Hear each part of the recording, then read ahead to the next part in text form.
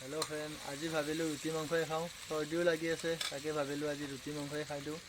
চৰ্দি হ'লে ৰুটি মাংস খাই অলপ ভাল লাগে, সেইটো কাৰণে আজি ৰুটি মাংসই খাই দিম। আৰু আজি মাংস বাহিৰত বনাই আছে, তাত গেছত বনোৱা নাই। খৰিত বনাই খাই ভাল লাগে। খৰিৰ মাংস টেষ্টে বেলেগ, সোৱাদে বেলেগ। সেইটো কাৰণে ভাবিলোঁ আজি বাহিৰতে বনাব দিলোঁ। তো আজি বাহিৰতে বনাই আছে চব।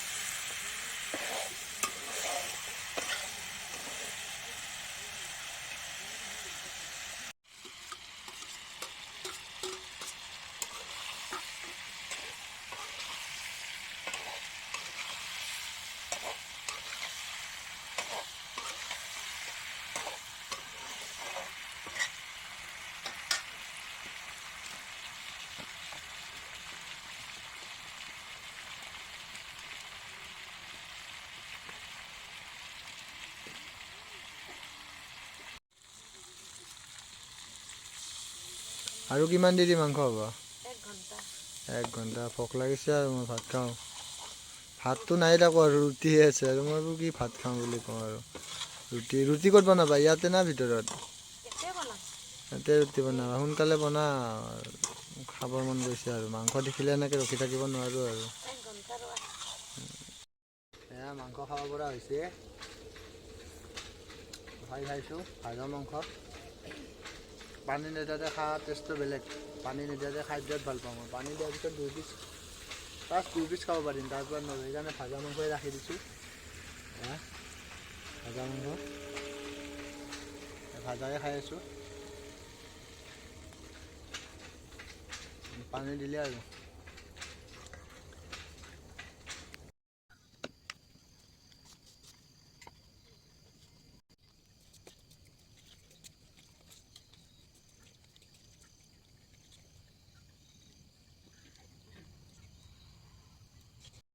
এয়া ৰুটি মাংস ৰেডি হৈ গ'ল।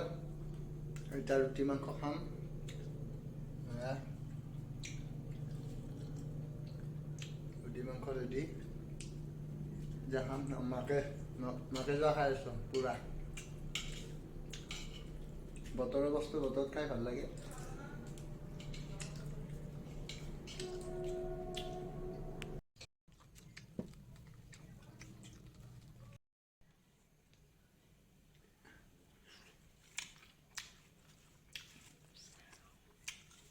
এয়া পূজা টেষ্ট হৈছে।